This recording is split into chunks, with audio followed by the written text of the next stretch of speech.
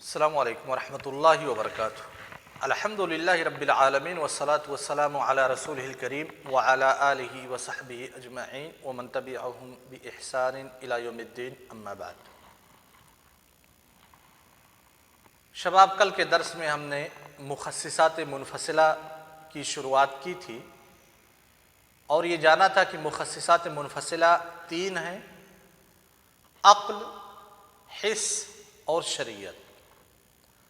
عقل اور حس کل کے درس میں ہم پڑھ چکے ہیں۔ آج شریعت کی بحث کرتے ہیں کہ شریعت یا شرع کیسے مخصص منفصل ہے اور اس کی کتنی قسمیں کی جا سکتی ہیں۔ تو جب ہم شرع کہتے ہیں تو ظاہر سی بات ہے وہ ادلہ شرعیہ مراد ہوتے ہیں جن ادلہ شرعیہ کا شریعت نے اعتبار کیا ہے، جو حجت۔ سب سے پہلے قرآن، اس کے بعد سنت، اس کے بعد اجماع، اس کے بعد قیاس۔ یہ چار چیزیں، یہ چار ادلہ جو ہیں یہ متفق علیہ، اور باقی جتنے بھی ادلہ ہیں وہ مختلف فی ہیں، اختلاف پایا جاتا ہے۔ جیسے استحسان ہے، استصحاب ہے، سد ذرائع ہے، فتح ذرائع ہے، شرع من قبلنا ہے، قول الصحابی ہے، وغیرہ وغیرہ۔ تو یہ سارے ادلہ مختلف فی ہیں۔ بعض لوگ کہتے ہیں کہ یہ حجت ہے، بعض لوگ کہتے ہیں حجت نہیں، لیکن چار ادلہ ایسے ہیں جو متفق علیہ: قرآن جس کو کتاب کہتے ہیں، کتاب، سنت، اجماع اور قیاس۔ علامہ عثیمین رحمہ اللہ نے مخصصات منفصلہ کا تذکرہ انہی چار ادلہ کے اوپر محصور کیا ہے۔ سب سے پہلے کہتے ہیں کتاب۔ کتاب کی تخصیص کتاب کے ذریعہ سے، یعنی قرآن ہی کی کوئی آیت میں عموم پایا جائے گا اور قرآن ہی کی کسی دوسری آیت میں اس عموم کی تخصیص پائی جائے گی۔ سمجھ رہے ہیں بات کو؟ اگر اس عموم اور خصوص کو ہم نہیں سمجھیں گے، عام اور تخصیص کو نہیں سمجھیں گے، تو یقیناً ہم اس آیت کا معنی اور مفہوم غلط سمجھیں گے اور اس کے مطابق عمل بھی غلط کریں گے، جیسا کہ کل میں نے مثال دے کر کے بتلایا تھا۔ اس کی مثال لے لیتے ہیں کہ تخصیص الکتاب بالکتاب، کتاب کی تخصیص کتاب کے ذریعہ سے۔ مثال دیتے ہیں جیسے اللہ تبارک و تعالیٰ کا قول: وَالْمُطَلَّقَاتُ يَتَرَبَّصْنَ بِأَنفُسِهِنَّ ثَلَاثَةَ قُرُوءٍ، جن عورتوں کا طلاق ہو گیا ہے وہ اپنے آپ کو 3 قروء روکے رکھیں گی۔ 3 قروء سے مراد چاہے 3 حیض ہو چاہے 3 طہر ہو، یعنی 3 مہینہ تک اپنے آپ کو وہ روکے رکھیں گی۔ مطلقہ عورت کی عدت کتنی ہے؟ 3 مہینہ۔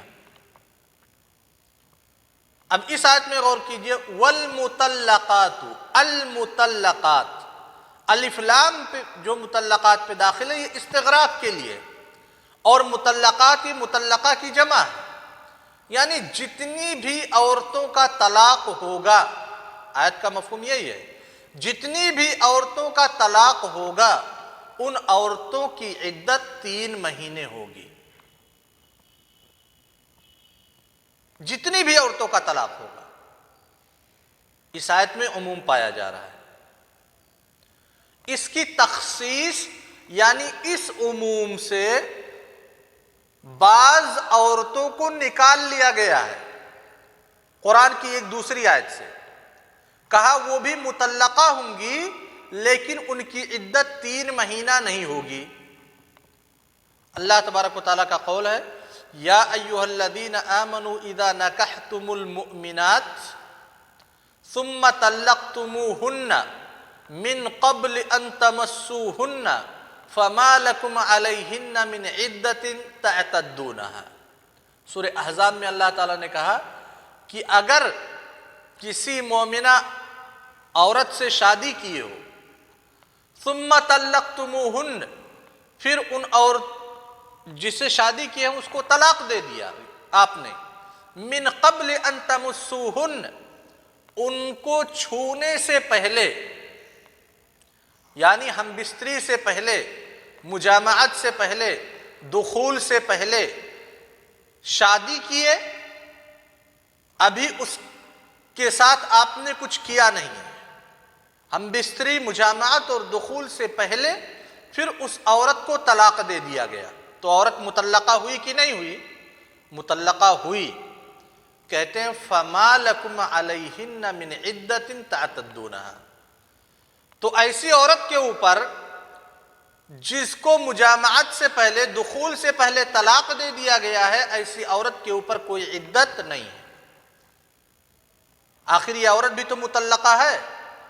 اللہ تعالیٰ نے پہلی آیت میں کہا وَالْمُطَلَّقَاتُ يَتَرَبَّصْنَ بِأَنفُسِهِنَّ ثَلَاثَةَ قُرُوءٍ، جن عورتوں کا طلاق ہو گیا ان کی عدت کتنی ہے؟ 3 مہینے۔ یہ عورت بھی مطلقہ ہے، اس کی بھی عدت 3 مہینے ہونی چاہیے، لیکن قرآن کی ایک دوسری آیت نے کہا کہ نہیں، ایسی اگر مطلقہ ہے جس کو طلاق دخول سے پہلے ملا ہے تو پھر ایسی عورت کے اوپر کوئی عدت نہیں ہے۔ امید کی بات سمجھ میں آ گئی ہوگی۔ جو دوسری آیت ہے ثم طلقتموهن من قبل ان تمسوهن فما لكم عليهن من عدة تعتدونها، یہ مخصص ہے، اس آیت کے ذریعہ سے تخصیص کی گئی ہے۔ مخصص کون ہے؟ کس کی تخصیص کی گئی ہے؟ والمطلقات يتربصن بانفسهن ثلاثة قروء، دونوں قرآن کی آیتیں ہیں، تو ایک قرآنی آیت میں عموم پایا جا رہا ہے، دوسری قرآنی آیت میں اس عموم کی تخصیص کی جا رہی ہے۔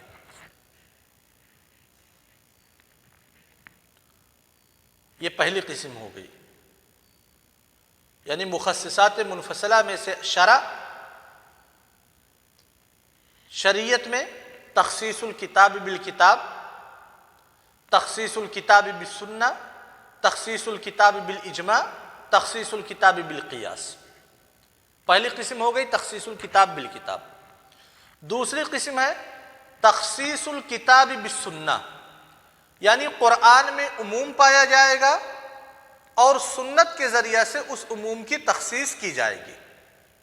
مثال اللہ تبارک و تعالیٰ کا قول یوصیکم اللہ فی اولادکم للذکر مثل حظ الانثیین، یوصیکم اللہ فی اولادکم، اولاد یہ جمع ہے اور کم کی طرف اضافت، اور آپ نے پڑھا ہے عموم کے اسالیب میں سے کہ مضاف کے ذریعہ سے کسی چیز کو معرفہ بنا لیا جائے تب بھی وہ عموم کا فائدہ دیتا ہے، کہ اللہ تعالیٰ تمہارے بچوں کے بارے میں حکم دیتے ہیں میراث تقسیم کرنے کے وقت للذکر مثل حظ الانثیین، کہ ایک مذکر کو 2 مؤنث کے برابر حصہ ملے گا، فی اولادکم، تمہاری اولاد کے بارے میں، یعنی تمہاری اولاد کو کتنا حصہ ملے گا؟ ایک مذکر کو 2 مؤنث کے برابر۔ اچھا، اللہ کے رسول صلی اللہ علیہ وسلم ارشاد فرماتے ہیں لا يرث القاتل شيئا، قاتل کسی بھی چیز کا حقدار نہیں ہوگا، قاتل کو میراث میں سے کوئی حصہ نہیں ملے گا۔ اب جیسے ایک آدمی ہے زید، زید کے لڑکے ہیں، ایک کا نام احمد، دوسرے کا نام محمد، اور ایک لڑکی ہے جس کا نام فاطمہ۔ احمد، محمد، فاطمہ یہ زید کے لڑکے ہیں۔ زید کی جو پراپرٹی ہے وہ پراپرٹی زید کے ان 3 بچوں میں تقسیم کی جائے گی، احمد، محمد، فاطمہ، یعنی 5 حصوں میں پوری پراپرٹی تقسیم کی جائے گی، ایک حصہ لڑکی کو دے دیا جائے گا فاطمہ کو، اور 4 حصے میں سے 2 حصہ دے دیا جائے گا احمد کو، 2 حصہ دے دیا جائے گا محمد کو۔ یوصیکم اللہ فی اولادکم للذکر مثل حظ الانثیین کا مطلب یہی ہے۔ احمد جو لڑکا تھا ایک دن اپنے والد کے اوپر اس کو غصہ آ گیا، بہت شریر تھا، والد اس کو ڈانٹتے رہتے تھے، غصہ آ گیا اور اپنے والد کا قتل کر دیا۔ احمد نے اپنے والد کو قتل کر دیا،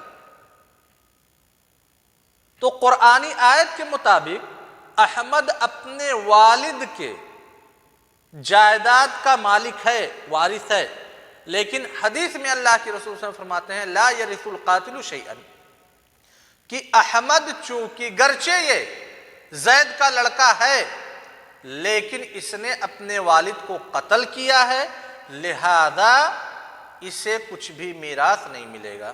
تو جو اولادکم میں، اولاد میں جو عموم پایا جا رہا ہے، اس عموم سے احمد کو باہر نکال لیا گیا کہ احمد گرچہ ولد ہے لیکن اس کو حصہ نہیں ملے گا۔ تو یہ جو احمد کو باہر نکالا گیا کیا قرآن کے ذریعے سے؟ قرآن میں اس کی صراحت موجود ہے؟ نہیں، حدیث میں موجود ہے۔ ایسے اللہ کے رسول صلی اللہ علیہ وسلم نے فرمایا لا یرث المسلم الکافر ولا الکافر المسلم، اگر والد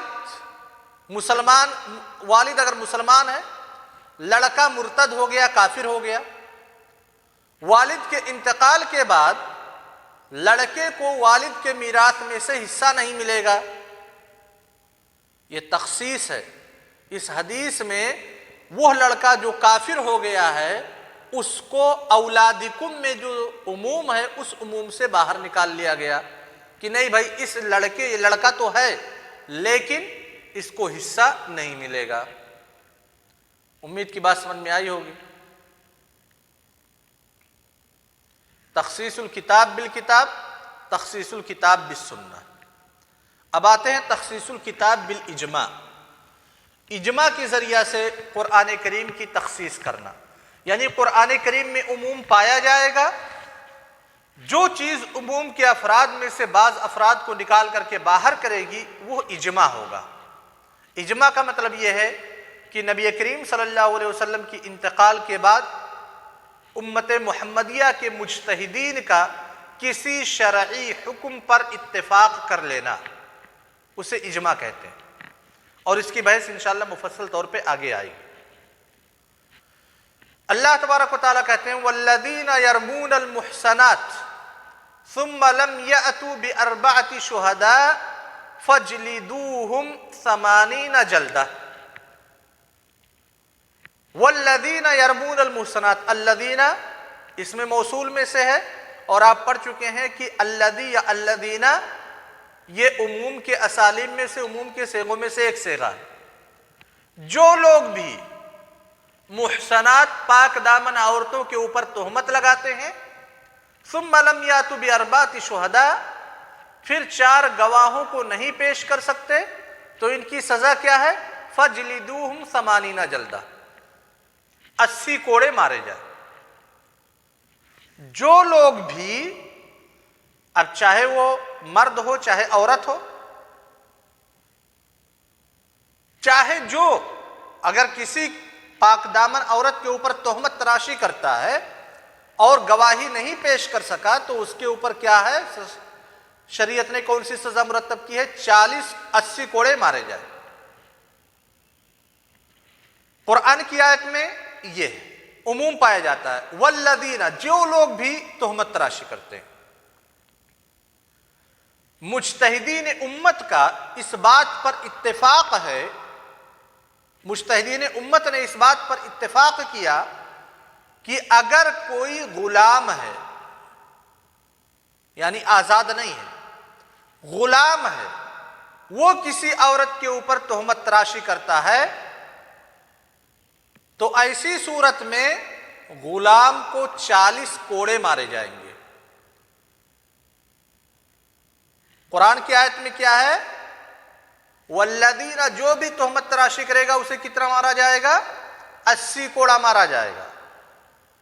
اجماع نے، امت محمدیہ کے مجتہدین کے اتفاق نے والذین کے عموم میں سے ایک غلام کو باہر نکال لیا اور کہا کہ دیکھیں والذین کا جو عموم ہے اس میں غلام شامل نہیں ہے، غلام کو 80 کوڑے نہیں مارے جائیں گے بلکہ 40 کوڑے مارے جائیں گے۔ تو اجماع کی یہ بات ہو گئی۔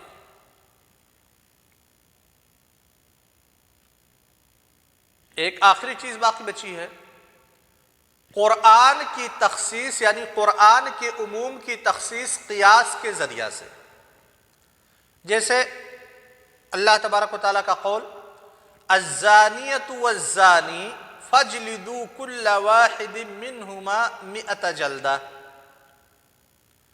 الزانیۃ والزانی، چاہے وہ زنا کرنے والی عورت ہو یا زنا کرنے والا مرد ہو، الزانیۃ الف لام استغراق کے لیے، جتنی بھی زنا کرنے والی عورتیں، والزانی جو بھی زنا کرنے والا مرد ہے، کیا شریعت نے سزا مقرر کر رکھا ہے؟ فَجْلِدُوا كُلَّ وَاحِدٍ مِّنْهُمَا 100 جلدہ، 100 کوڑے مارے جائیں گے۔